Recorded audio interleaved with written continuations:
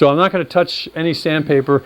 I've got the basic pepper mill, and I don't even have a drawing for you. I'll just kind of talk you through it. And this is just I learned this, actually, this one from Alan Lacer. It's a bit of a variation on Nick Cook's, but they're all basically the same, but I do a little bit different than Nick does. And one of the things,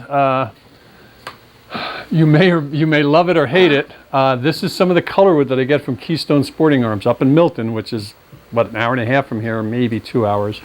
I never know what they have. And right now they had pink and brown, so I got pink and brown. It actually looks pretty kind of neat. It's glitzy, and you either like it or hate it. So anyway, I thought I'd do one of these for the fun of it.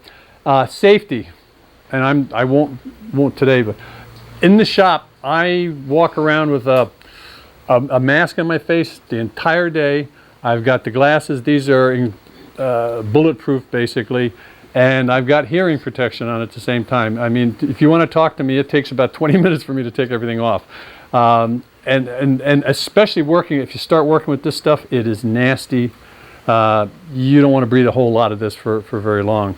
So keep that in mind. And 3M makes a wonderful mask. It's like I think it's called a 1500 or something like that. It's all silicone and everything. It just sucks fast to your face. So it's worth it. So anyway, I'm gonna just launch into this. Oh, if I do get done, we have time. I always have little backup projects, and you don't have a lot of time. But if we have the time, I've drilled one salt and pepper shaker. I left the other natural, so I could kind of take it quickly through the process and turn that. Whoever gets it would have to sand it again. If we don't have very much time, then I got an ice cream scoop, which has shocked me. I have sold so many ice cream scoops for like close to $50 a piece, and yeah, that's what I said too. But people buy them if they like them. And anyway, so time allows, we'll do that, and if we don't have time, we'll just do this. So anyway, what I do is you do the old centering with the center finder, and these guys are great. I start off, most of mine are about 12 inches, and I like to go with about 3 3/4. I kind of like to work with. And you just kind of go around and mark all your things, and then if it's not a perfect square, you end up with a little square here, and you just go dead center to that. And this thing is a little Nick Cook thing that he showed me, and I just absolutely love it. You don't need it. A simple awl, would work. You just pound it like that. But you can get these at Harbor Freight and $5 or something, and they're just a lot of fun. So what we do, put it between centers. And I guess I got to tell you, the dirty little secret is the turning doesn't take a whole lot of time. I mean, a little bit, but you really got it. You got to go through the steps of the drilling out and all that. It just has to be done. So what I usually do is do these things in batches. I'll prep 6, 7, 8 of them, something like that, and then once I have them all drilled out and everything, then you start to make progress. And when was it Bob or we're talking about safety and those little chips and things like that. If you start small, I guess is what I was thinking about saying. Start small so you don't have major things flying. Even something like this, it'll knock you out if you're not careful. Anyway, variable speed's wonderful because you can slow the lathe down. And what you don't want to do is start off at a very high speed or anything like that. That can be kind of nasty. But even here, you can bring it up. And people ask me, what's the speed?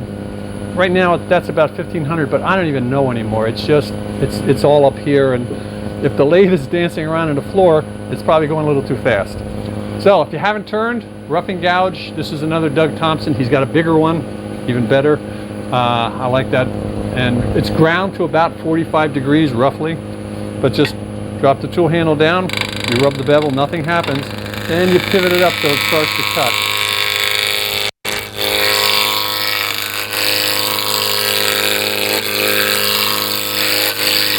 This stuff is kind of brittle.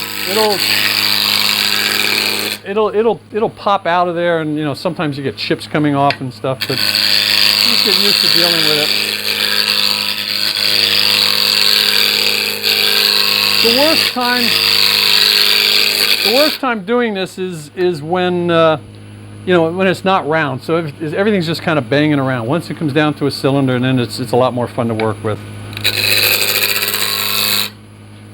Now I can bring it up a little bit. And the other thing is you can turn too slow. If I turn this off real slow, you know, for safety or whatever, then it's like clunking its way around, and that's not a lot of fun.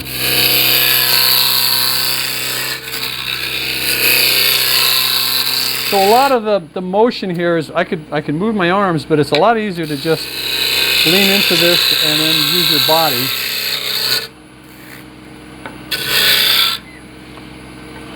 The other thing is I like to use wax and just keep things sliding. And that's just paraffin. Alright, now we're getting down to a cylinder. Bring the tool rest up, get it close to the wood. When you think about this, you're thinking about leverage. And if you have the tool hanging way over and it catches, it's going to go.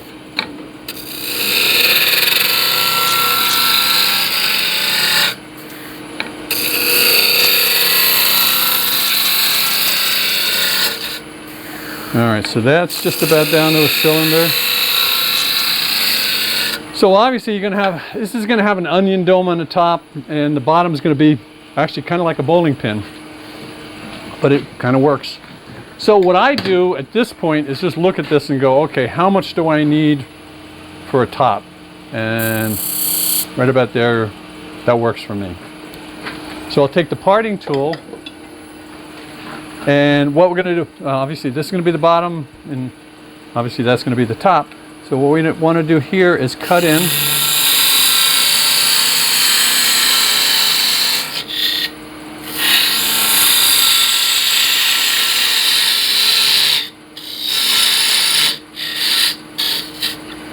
Like that. And actually I'm going to switch over to a skew. And I'll use the skew exactly the same way I use the parting tool. And what you're doing is it's kind of a peeling cut. As this thing's coming around, you're advancing the tool and you're just peeling, you're not scraping.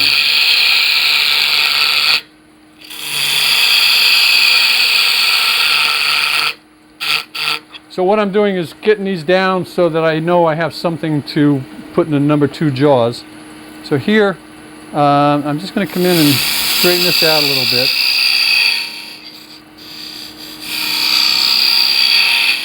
Okay, so there. And normally, and I wasn't sure, normally at home, what I do is take this over in a bandsaw and I'll part it. What I'm gonna do is widen this hole just a little bit, and then I'm gonna part down and just split it. But when you're gonna cut it on a bandsaw, you need to make a carriage so this thing doesn't roll. If you just take it over like this, run it through, you may get away with it, but you may not. And ruin your bandsaw, ruin your bandsaw, the blade, or ruin your hands or whatever. So,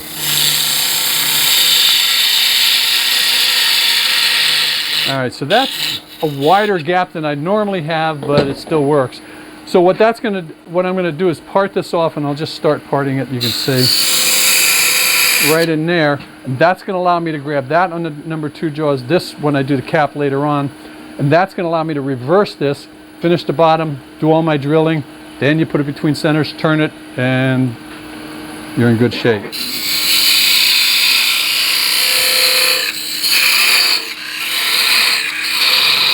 Now I'm going to get to a certain point here that, and I'm not pushing, it's down about 1/4 of an inch roughly. I could go a little bit more, but if that decides to go, it's going to be kind of ugly. So you can just twist that off. So that goes off to the side. And then the knockout bar was right here. I got it. Yep. As I remember, the last time I was here, I had my wonderful little 1018 one-way, which I absolutely love. I'd hardly use it anymore because I got a bigger one, but I couldn't get it working. and I had to use your lathe, which drove me crazy because I just wasn't used to it. And when I took the other one home, I finally opened up the control, and there's a little wire just kind of touching as it felt like, and it just it was nice to find out what was wrong, but it drove me up a wall. All right, so now these are the talons, which most of the time I'm using that. I just really like them. They're made by One Way. So what we're going to do is put that in here, and then we're going to bring the tail center up, let it line up. That's good. And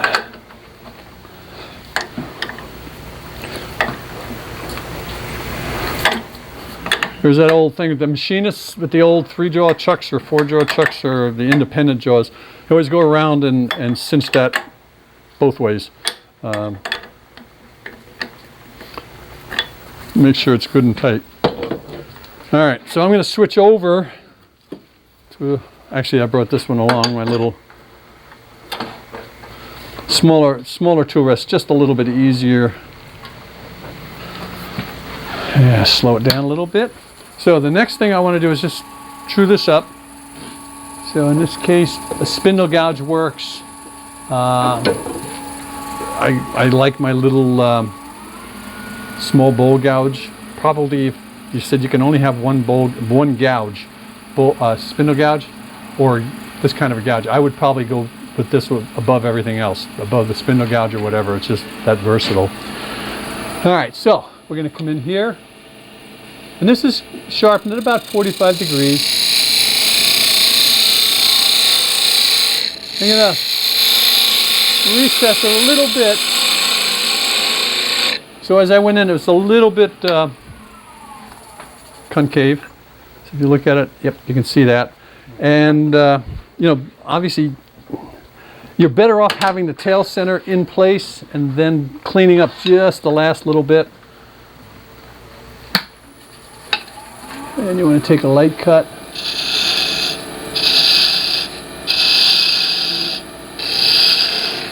All right, so at that point, I would sand this whole thing down to about 600 grit. And then before I go any farther, I'll take the half-inch skew, could be a smaller skew, and take the long point of it and just make sure you got a dimple there. That's going to be so that the Forstner bit, so we can drill a hole there. It just helps guide the, if you don't put the dimple in there and you bring the drill bit up, sometimes it just pulls off and wanders a little bit, and this helps to guide it just a bit. All right, now the boring part.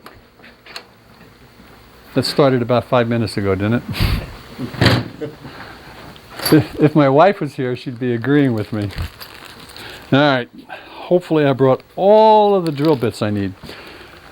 In order to put the pepper mill parts, you have to have the, you have to drill out certain. Thank you. God, I found it. The older I get, the less I can talk. But my wife does that, and she completes my sentences, and we have problems. So just. All right. So this one is 1 5/8. And I'm going to shut this down just a little bit. You don't want this going very fast. Lock this in. And as far as the depth, what I do is I go, how wide is this? That's what I do.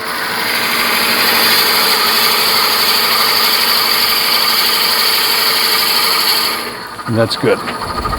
Okay, so that's the first one. You can take that out. And let that cool off. One of the things I always forget to do every time I do a demo, I go, gee, I ought to sharpen this thing. And then I take it home, put it back, forget to sharpen it. And next time I do a demo, I go, darn, I wish I could sharpen this thing. All right, so this one is an 1 1/16. And what that does, that is a recess so that the mechanism can fit inside it. So this first one really just recesses everything. This next one is the one that the mechanism goes into, so we're in pretty good shape there.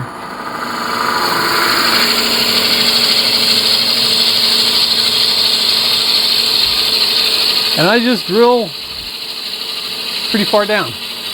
Some of this stuff, and what I would suggest is, you know, go down a little ways, clean it out, back up.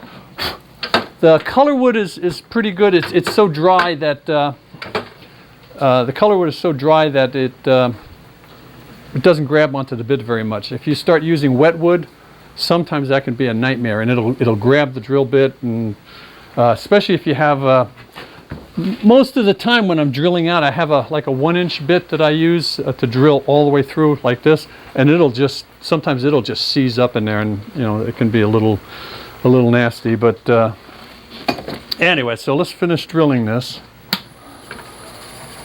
So, you know, drill 1/2 inch, 3/4 of an inch, back it out, do it again.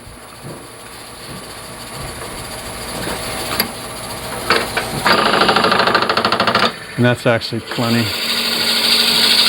So that's good.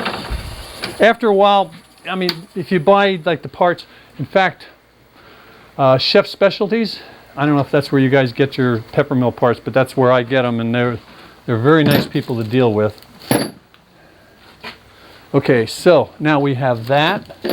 We have those two, and the next one I need to do is a longer drill bit, and you could probably make this a little bit smaller, just not going to hold as much. In this case, I've got a 1-inch drill bit, and there we go. And again, normally I'm using a bit like this. It's just a little bit easier. This one works. The one I have at home is a number 3 Morse taper, and I was pretty sure you didn't have a number 3 Morse taper, so I left it at home. But this will work.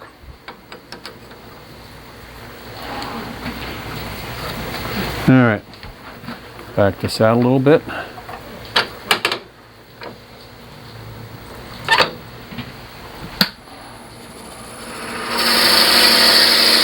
And this, by the time I get through, it might wander off a little bit. One of the things with the fluted bits, I found they seem to run a little bit better, a little more true if they're sharpened properly and everything. So that I may get some wander with this, which doesn't really hurt anything.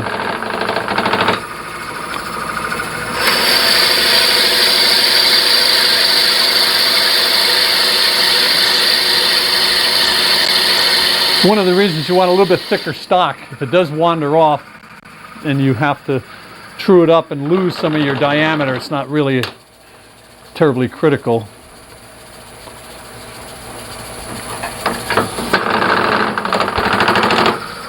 So you can see that's wandered off a bit.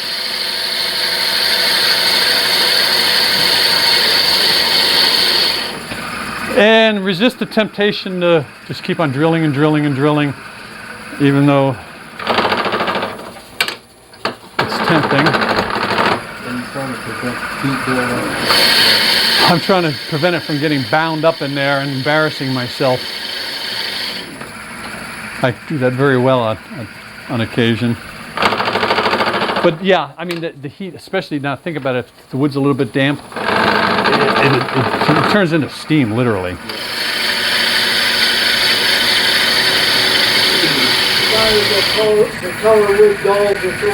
Oh my God. Okay, yeah, I'm glad you mentioned that. If you start turning color wood, you can expect to turn your tool, sharpen your tools at least twice as often. And it's weird because the color wood, they don't feel dull, they just don't cut very well. So is it primarily because it's stabilized? Is it primarily because it's stabilized? The color wood has epoxies and stuff in it, okay. And it's pretty abrasive. I mean, it's got its advantages. It's a lot stabler. You know, you don't have it sands up nice and things like that. But it's got its danger points too. Okay, we're getting there.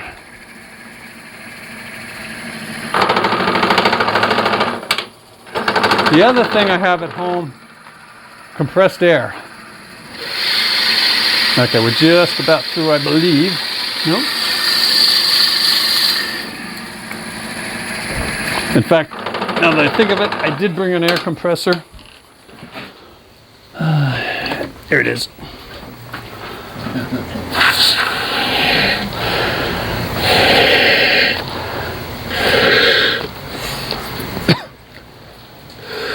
Some of the health problems Bob alluded to may have been a little bit having to do with some of this. I was having some breathing problems and just couldn't quite figure out what was going on.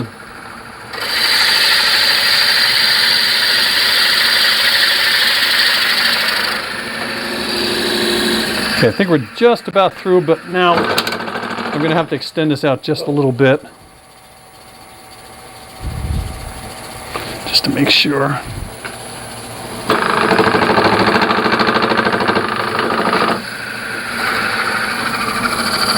That's so perfect smooth. Yeah, it's through.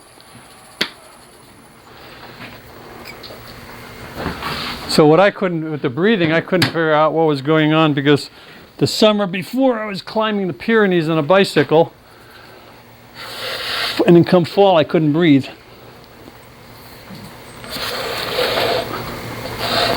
Old age has something to do with that, I guess. Or getting older. All right, I think we're through, but let me find out. All right, so there. So what we have is, you got this hole, and you got the next. It's 1/16", and then you technically could probably drill through all the way with an 1/16 bit and just use 2 bits. It would work. So, all right, so now we'll do that one.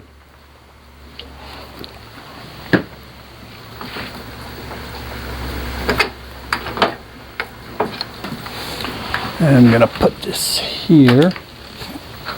So what we need to put back on is the number 2 jaws. And all right, so this one, this is just a little taper thing that I make.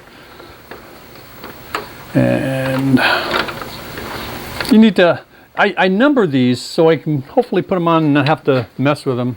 That looks like it's running fairly true, but it doesn't hurt to true that up. And the other thing you need is your, here we go, tail center.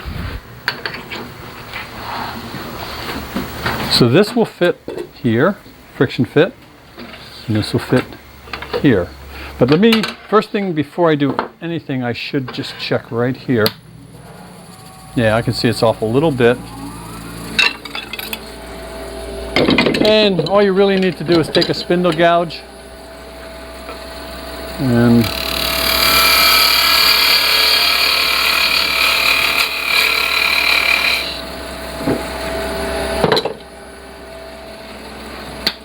Ruth, you can make some of these, what, $9.95 a piece for these jigs?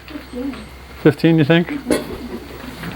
You use the one-way tail piece too. Yeah, yeah. I like the one-way just because it's so big for that. I meant throwing the headstock too. I think it's a little. Well, they have those cones. I don't know. There's a million ways to do some of this stuff. Personally, I just kind of like using a piece of wood. It is a little cheap. It probably gives it better dry. Yeah. Yeah, and I've still spun the piece a little bit. So now you can see that's a little bit out. Like I said, it's not a real big deal.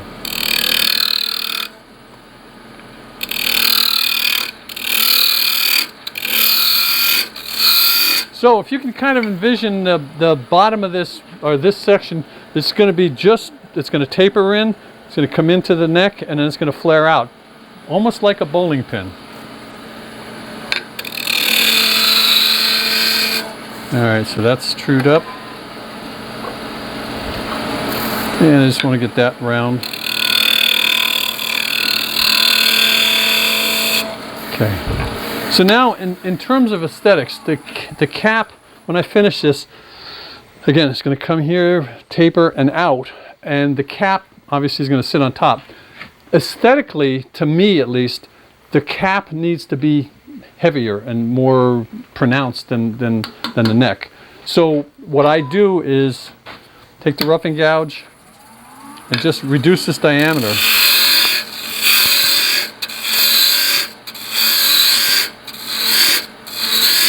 In a fairly, significant amount. Then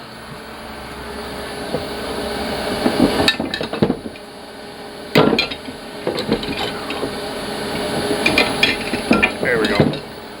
So now here I want to put a lip, and that's, so I take the long point of the skew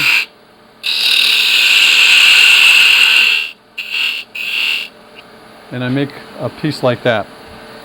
And then, so that's the neck. Now, a lot of the pepper mills you've probably seen have the cap, and it's got a tenon hanging down, and it just plugs into a hole. I just think it looks ugly. So to me, this looks a little bit more like a box. It's just a little bit more attractive. No, I need to clean up the top here. So I take the long point of my skew,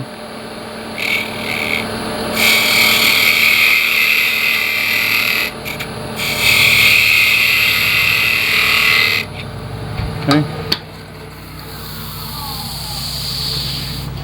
So that's nice and clean. That, if you cut it carefully, you're fine. All right, then spindle gouge.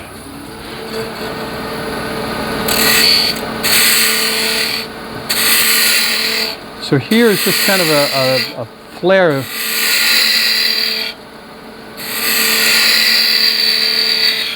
Kind of like that. Now I'm going to probably come back. I might cut that again or whatever, but for now I'm going to leave it there. And then I'm going to use the long point of the skew again.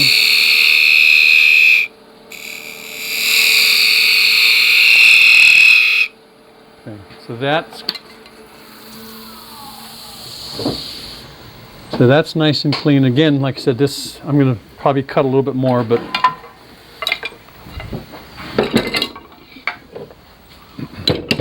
all right, now we can start to shape this a little bit.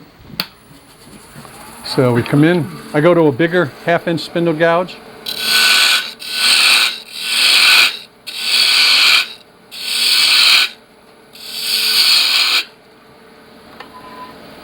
And then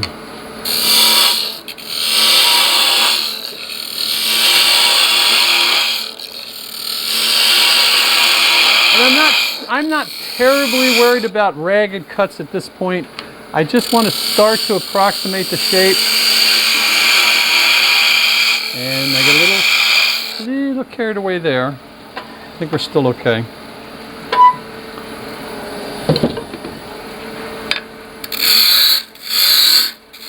Now I've gone back to the roughing gouge.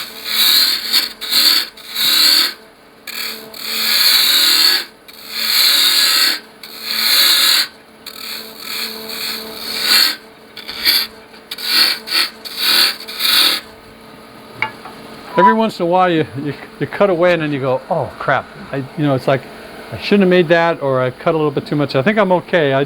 When I cut down there I went, I shouldn't have done that. But I think we got enough to work with.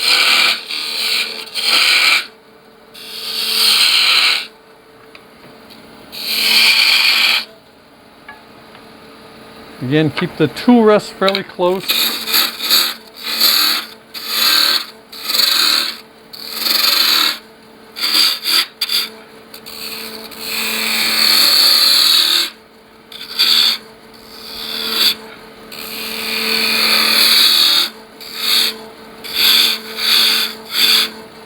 Alright.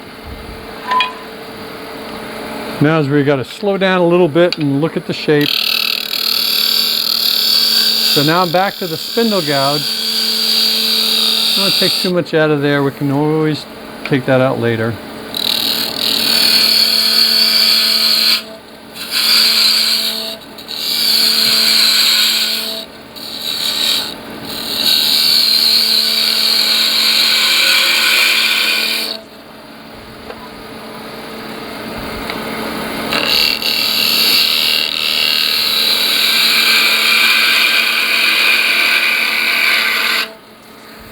right there. Smaller spindle gouge, I don't want to take too much off. I just want to change this angle a bit.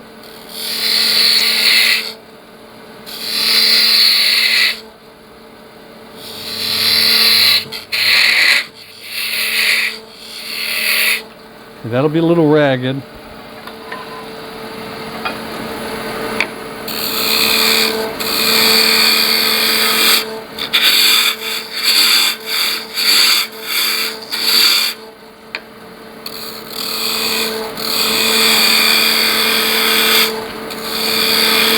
So to me, it's important to get kind of a smooth flowing shape rather than any kind of abrupt lines. And you know, you can see it's, even though it's tacky pink and brown, it's kind of, I think it's kind of interesting. You may not totally agree.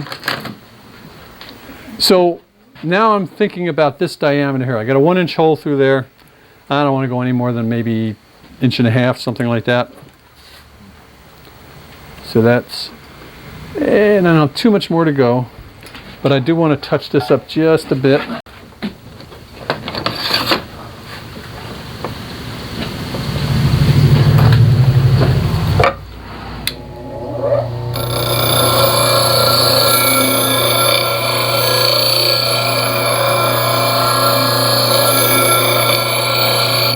But Bob was right about this stuff. It just subtly dulls your tools.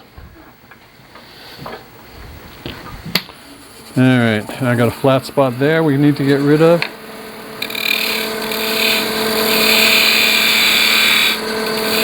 So the roughing gouge is a wonderful tool for doing curves like this.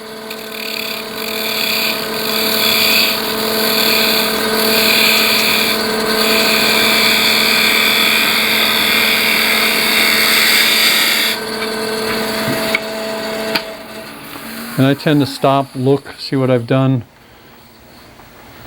All right.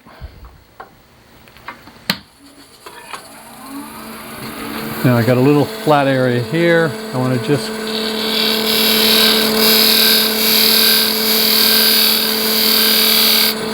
even there, I'm about ready to sharpen that one.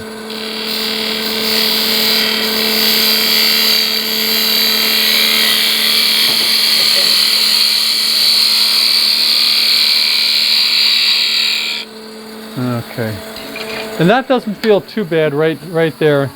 Your hands will, you know, with practice, you'll just be able to feel any flat spots.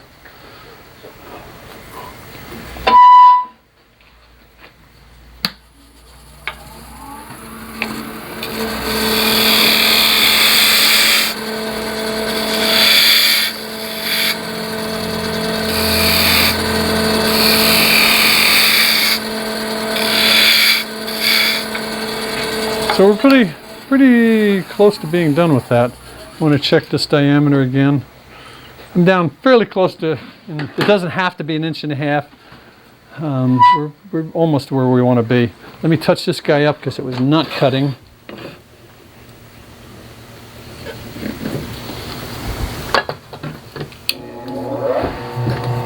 If you haven't done a lot of sharpening or turning and stuff, to me, 1725 RPM, much better than 3450. Takes steel off way too fast. And I love the Wolverine system.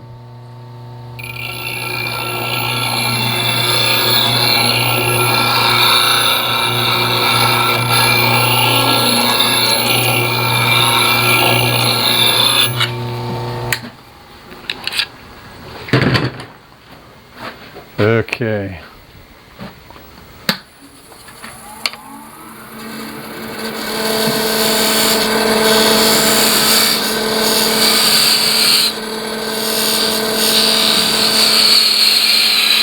I don't know if you could sense the difference. That cut totally different.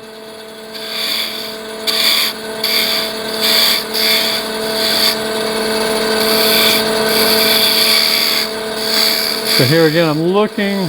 Hopefully I get a nice smooth curve. A little bit there. I'm not going to worry about it too much at this time. All right. long point of the skew. And when I say that, what is the skew is the point that way. It pulls down. If you go in this way and you catch, it's going to destroy the wood. All right, so now I'm just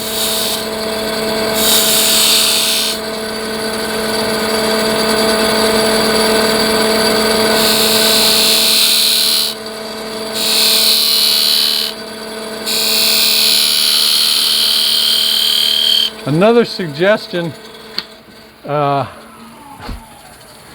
if you don't have them, if you're over 50, spend the money on them. Honest to God, I mean, okay, these glasses are pretty good and everything, but that being able to look close at that is just unbelievable. And you know, you can get them on eBay for 20 bucks sometimes. I highly recommend it, let's put it that way. Not for me, my eyes are perfect. But. Okay, so at this point, now's where, you know, if you're happy with the shape, we sand it down. I typically start at 120, you know, work around here. I'll have to hit it with 120 here or just recut it or whatever. And by the time when you get up here, maybe 150, 180 grit, and then work up to 600 grit. So that is the base. Okay.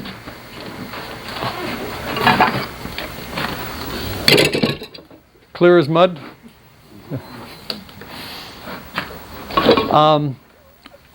You know, you might check back to old journals. Alan Lacer did that, like I said, did the article on that, and I thought he did a very good job. The shape is the shape that, like I said, I like. So.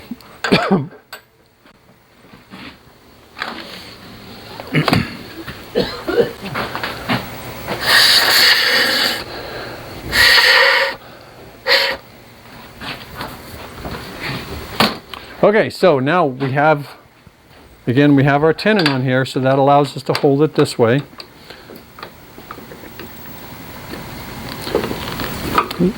Didn't, oh, thanks.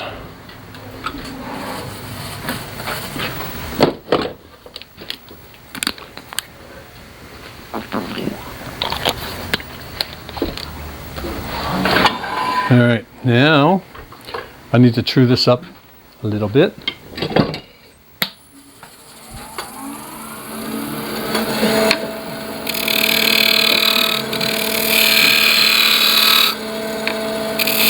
This little 1640 is a nice little lathe. If you don't have a whole lot of money to spend, it's a really decent little lathe. You know, a little bit of beefing up here or there, and it's a good lathe. Beefing up where? Well, again, it's my personal preference. I've never been crazy about the legs, the metal legs. I don't think I would do it with this one, but possibility of a bench. But I would also, my thing would be to build this box and enclose like 300 pounds of sand in it to dampen all the weight down and stuff. Shelf on mine, and I put sandbags on. Yep. There. It works beautifully. Yeah, sandbags. Sometimes I've had sandbags rip open, and that was a little obnoxious. But you know. Yeah, I haven't thought that far, but like Yeah. 75 pounds. There, yeah, and it, you know, and for something like this, it's definitely good. I mean, but if you had it at home, to me, I'd make it so it's just not gonna move. So, all right. So now we're gonna clean this up a little bit.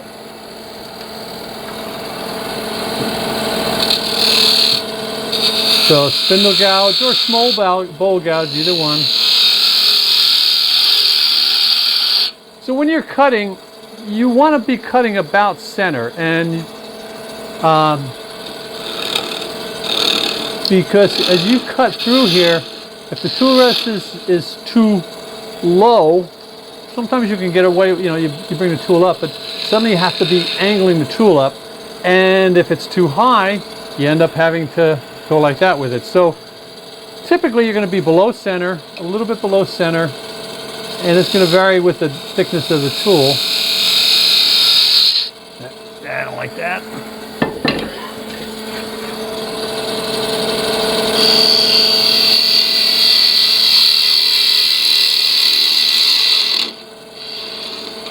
All right, so that's a little concave. All right. Calipers. What you want to do, these guys I get from machinists, and I usually go in this, I probably told you this, this says 698 MT. That's 698 Sturgeon class submarine machinist's mate. Got that about 30, 40 years ago. I don't know if they haven't caught me yet. Anyway, so here, this is the diameter here. And so what we're going to do is make a tenon for that to fit into. So I take the calipers, angle them down, treat it as though it was a scraper. Do not engage this outer one. The inner one is okay because it's coming around, it's pushing here, but you don't want to touch that because it's going to push it up.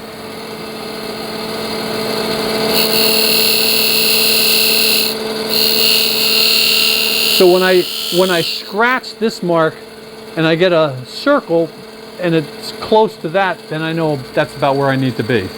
Okay, it just gets me close.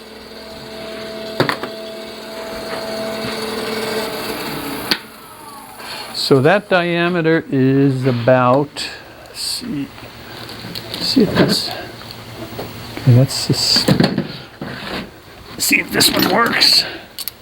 That's too big. Never have everything I need, but all right, that's too small, but that's okay. So what we'll do is we'll drill in and then scrape it out.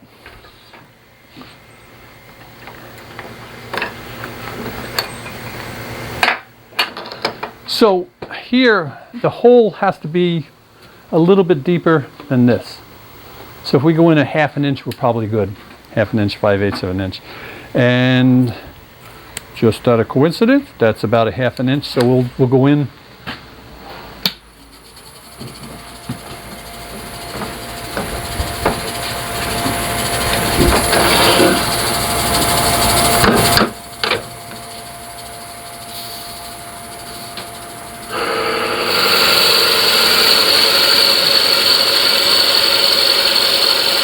So we'll go a little bit deeper. It's not real critical. And that's good there.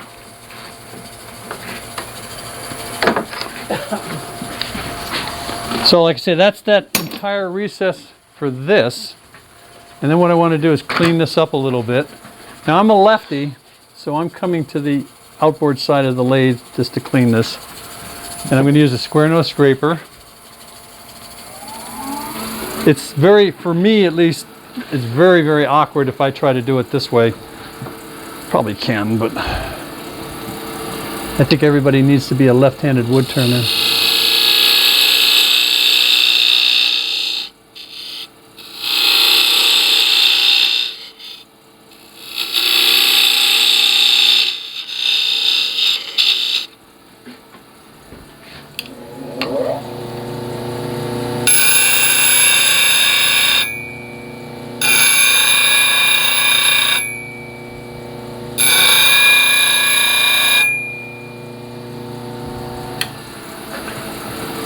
Okay.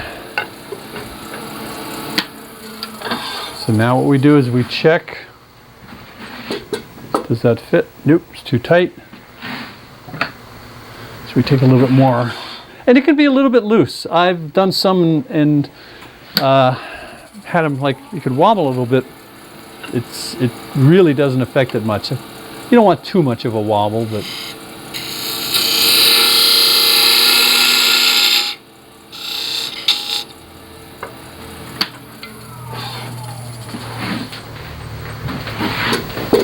okay, see now I can, that's about right. I can live with that. If you get too tight, a little bit of swelling, suddenly it doesn't work anymore.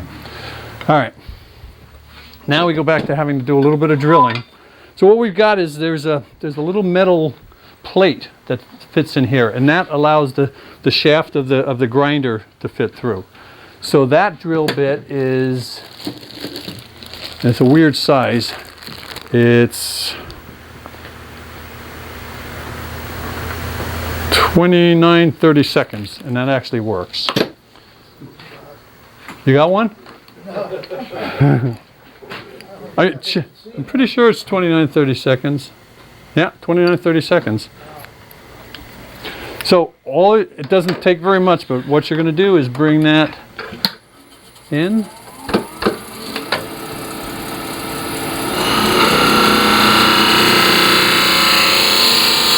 So you just got a little recess there, and you're done with that. The next one is the hole for the shaft or the grinder mechanism to go through, and they tell you 1/4 inch. And what I discovered that was a little too tight. So this is, it's not 5/16 inch, but it's a little heavy to 1/4. So maybe give it another 1/16. And then that will go all the way through. And then we're done with drilling holes, hopefully.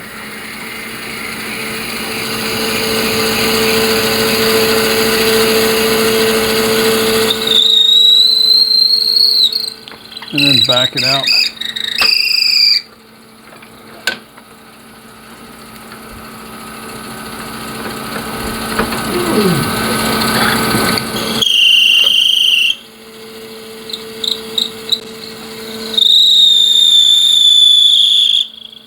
Yeah, you just see that just went through. So that's done. Now what I want to do is just clean up that inside. It's a little rough in there.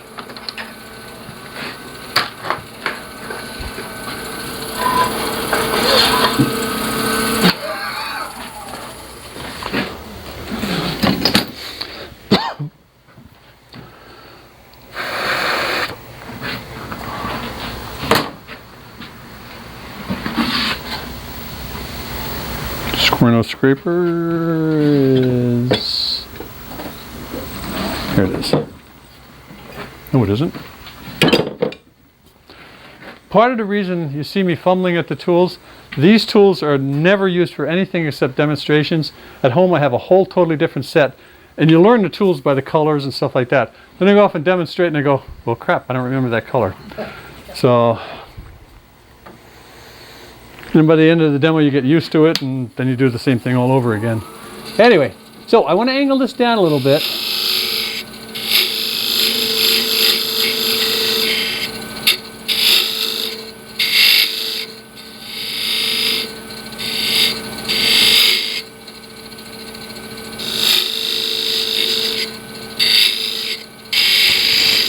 All right.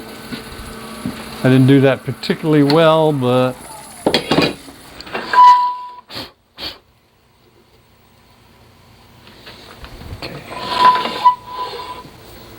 let me just check one more time. Good. And you can see this is a little wider. We'll see whether, whether it looks the way I want it to look. I am going to take one more. Yeah, I'm going to take a little bit. I'm going to go a little bit deeper with that little plate. I'm not quite happy with that.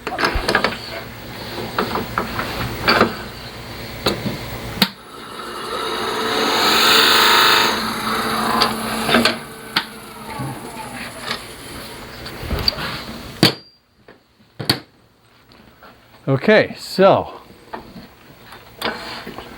we have that.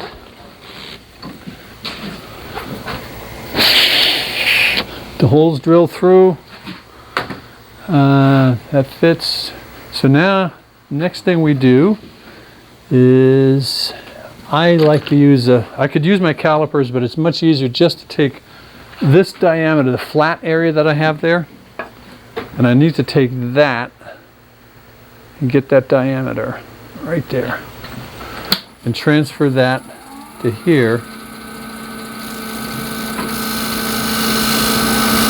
So that just, so those two areas should meet up, right, and there won't be a gap or anything like that. So,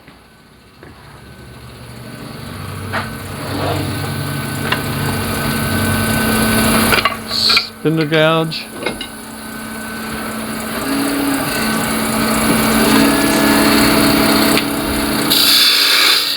So what I'm going to do is just, basically this is going to be a bead in a sense. So I come around. Okay, now I come the other way.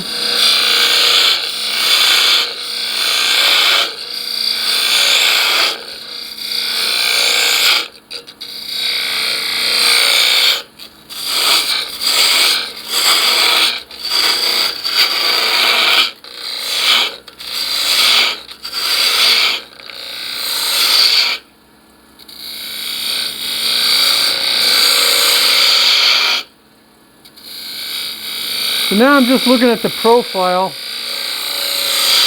I don't want it to be too thick.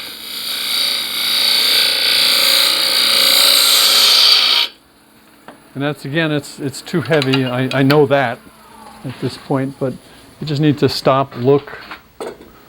See, to me that's way too heavy there, but it's getting there.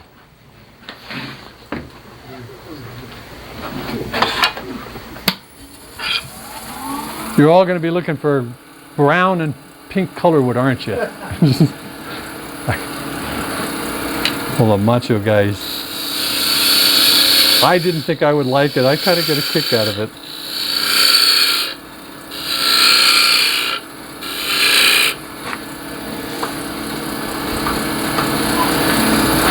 All right, so there, I'm going to start.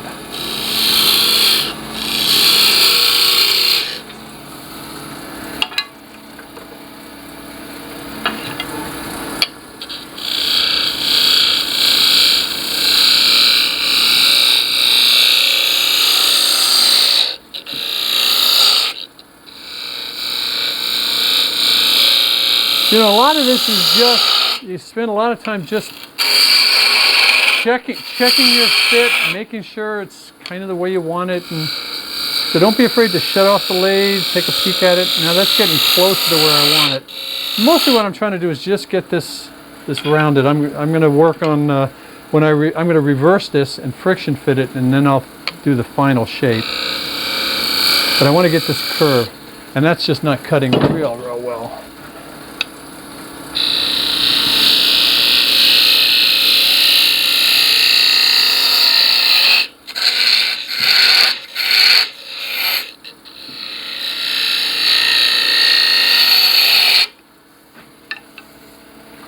And this is a little abrupt there, so I want to smooth that.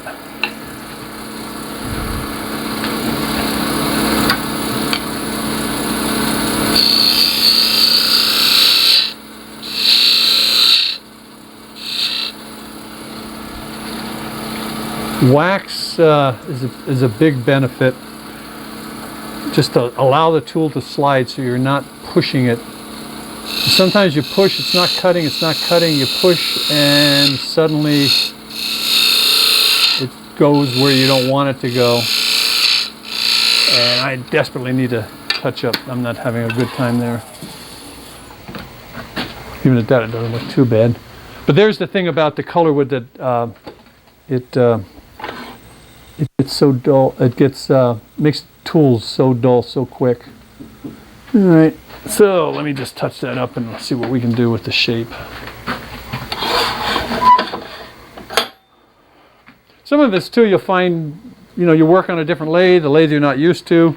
I can go home, I have a 1640 at home that I just really like, and it's, you know, it's second nature to me. This is a good little lathe, but it's a little different, and you don't turn maybe quite as well. Even tomorrow, the guys, you know, you're turning on a little jet. I'm assuming that's probably what most of them will be. They're moving around a little bit, they vibrate a little bit more, and that just causes problems.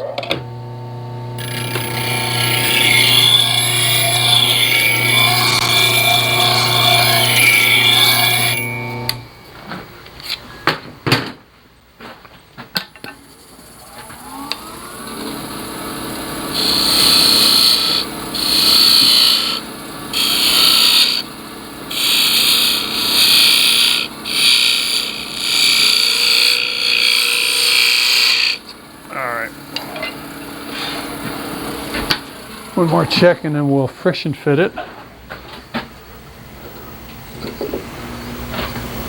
See that, I don't know, to me that looks a little bit better. It still needs a little bit of cleaning up here, but it's certainly better than it was. So now what we do, and again, I would have sanded up to 600 grit. Sand the inside, sand the outside, and then we pop it off. And at that time we take and put just a waste block. Usually I use pine for the waste blocks. This is just a little piece of maple. It's a little soft, so it's okay.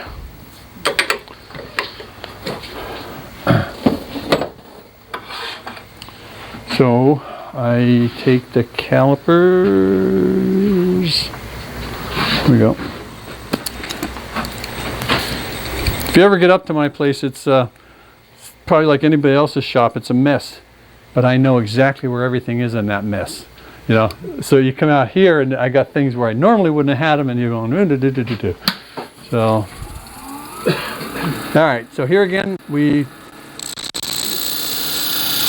go in like that. So I have an idea where I want that. Be a little careful. One of the big things is don't move the tool rest with the lathe running. I've only snapped off 2 or 3 in my days, and it's you got to be careful. All right, seal down.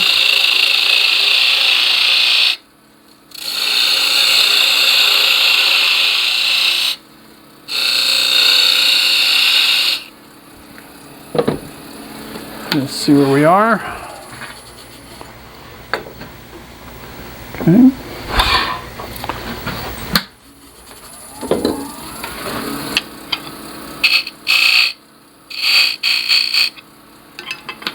Now we're getting close, so you don't want to take too much. A little more.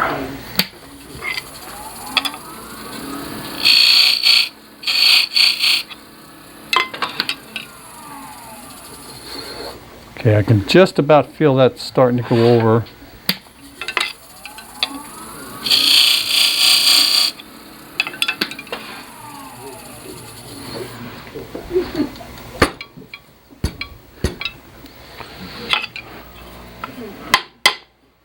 Okay, so that should be good.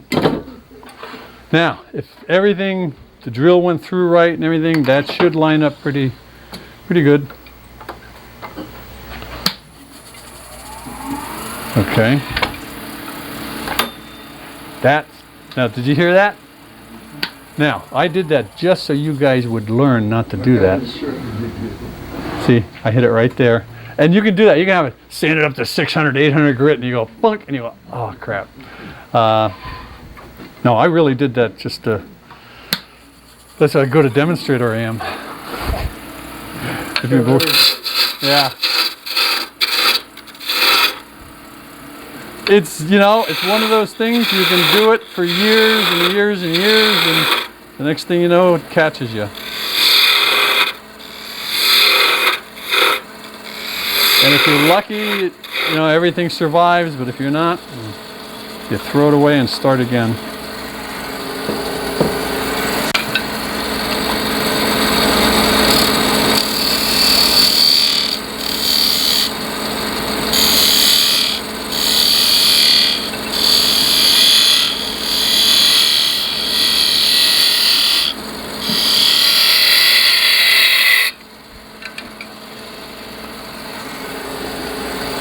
Alright, gonna go back to this guy.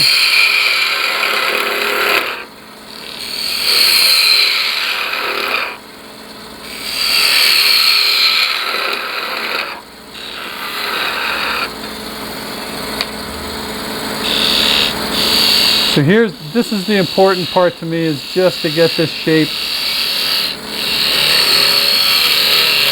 And I like that. When I get that little bounce, then I get little wavy lines in there, and you don't want that.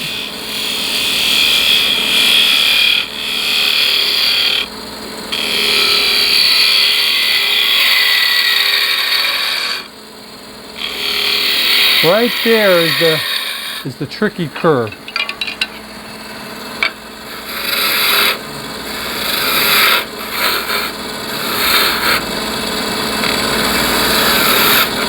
And sometimes these little Mark St. Ledger, Doug makes these and Mark St. Ledger sells them. These are nice to just come and get that last little curve. Okay, so again, if you're happy with that shape, sand it, the whole works. And now, to me, that's a little bit long. When you put the cap on the pepper grinder, that kind of lengthens the whole thing. So I just kind of eyeball it, and I'm going to take that much off.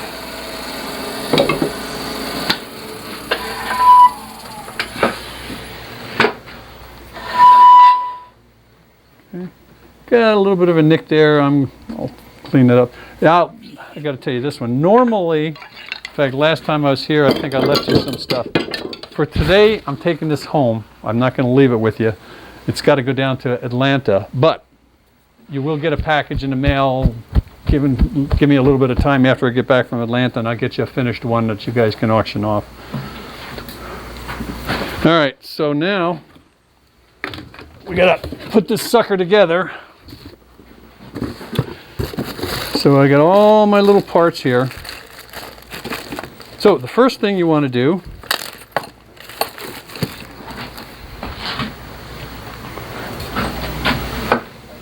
at least this is the way I do it. Now, do you find that mechanism to be the most friendly to work with? Some of them are really nice. I like, this one works pretty good. This is the Chef Specialties. So what you got here is, this is the one little spring mechanism. Let me get it out so you can at least see it. This kind of holds everything in place.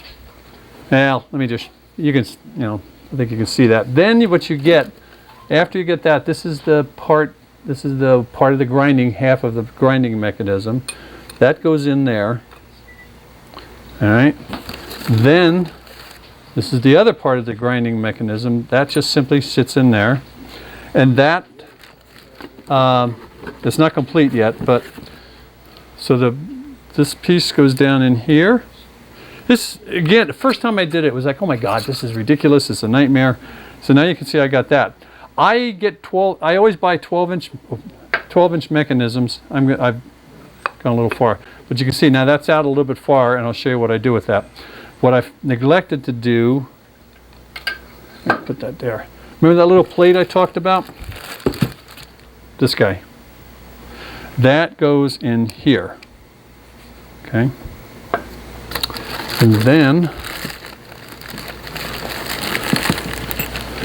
small drill bit.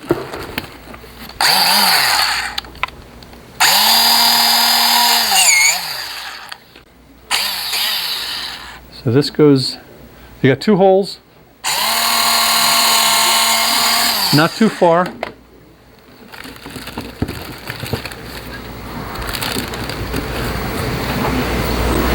Alan Lacer was trying to find a place where they had, I guess, more quality mechanisms, but I've never had any return from Chef Specialties. They've been very nice to deal with, so I got no complaints with them. Are these all metal then, not ceramic? The ceramic ones, I believe, are the ones that you use with salt. And they have the shaft is made out of a different metal. And I don't know, the salt ones, I haven't sold hard, so I just kind of stopped doing them.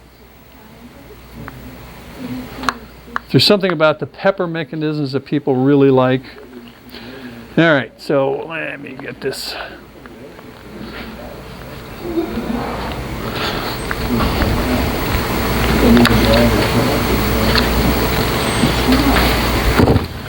All right, so now all those are in. Now this goes in here, okay, like so. Then the cap goes on. And so, when I first started doing these, I'm going, oh crap, how do you make this thing so that it's exactly, with the length of the shaft? Well, that was kind of stupid because you don't do that. What you do is, if I start with a 12-inch block of wood, I buy a 12-inch shaft. I've got to cut some wood off, so I got a pretty darn good idea that this is going to be a little bit longer than the one I want. So there, I screw that in, back it up a little bit. So that's sticking out. And I'm just gonna scratch that, hopefully. Okay, I think I can, yeah, let me try this one.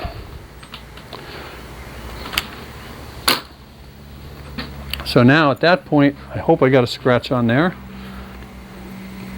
I'm gonna back that out, pull this off. So I got a scratch on there. Now what I do at home is I got a really wonderful bandsaw, and I just take it over in the bandsaw and nip it off. Now I'm gonna scratch up your,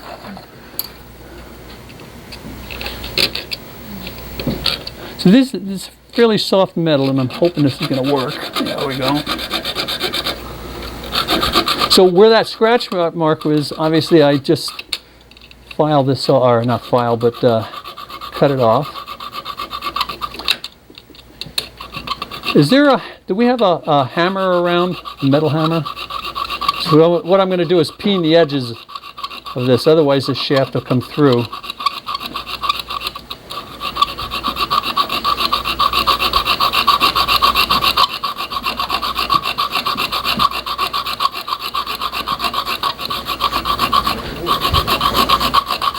I haven't bought a bandsaw blade or a hacksaw blade in about 20 years. You can probably tell.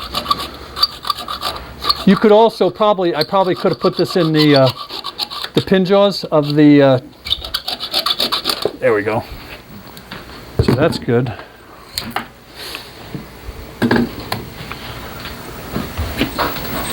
You just double on the grinder? Double the edges on the grinder? Nope, what I need to do is I need to peen the edges. I need to widen them out.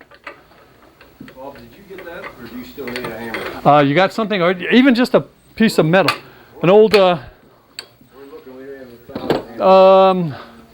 You have a brass hammer, would that work? that would be perfect. They say up there on the wall is that red thing on the right hand side. Yeah, Way over there. That red even, thing. yeah, So they're even one of my tools would work too. But that's, Don't see it. so again, back home what I'd end up doing is just simply take this and put it in a vise. But this will definitely work. Besides that, if I screw up the bearings, it's not my bearings. That should work. Yeah, that's perfect, thanks. So all peening, and it took me a while to figure out what peening was. It's just bending it over. All being hammered works wonders. Yeah. There you go. So that's just flared that out.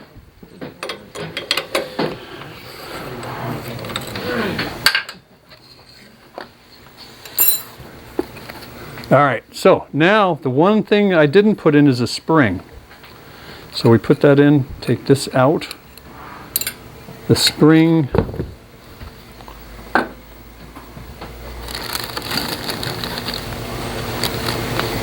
Here's the spring, and that's to when you open it up, you know, to change the grind.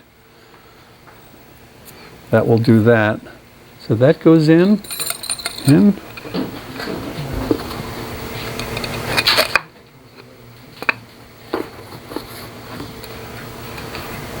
Screw that on, and then the last thing I have to do is drill a couple holes in here to hold everything in place.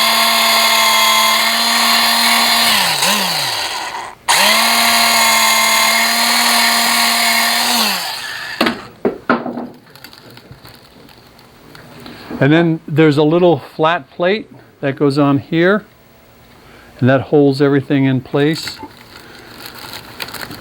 And if you, with Chef Specialties, if you call them, I can't guarantee it, but if you're going to buy quantities, I would suggest calling them and seeing if you can get quantity discounts. Some of us from the old days have codes that I can't tell you because a guy gave me the code and I used the code and I got a phone call saying, "Where'd you get this code from?" And so it was basically a 50% off, which was pretty good. But that being said, if you decide you want to get a bunch of these, I can figure out what the price is and let you know, and I could order them and then get them down to you. Something like that. I'd be glad to do that. So what do you consider to be a quantity? Well, what do they cost? About $10 a piece, or I mean, it's pretty close to like it's. I think you might, instead of paying like $12 for a mechanism, you might pay close to $6 or something like that. It's significant. I'm just so lazy with keeping tabs of those things. I can't tell you for sure. So there you go. That's and you know, you back that up and tell me that pink doesn't look really neat.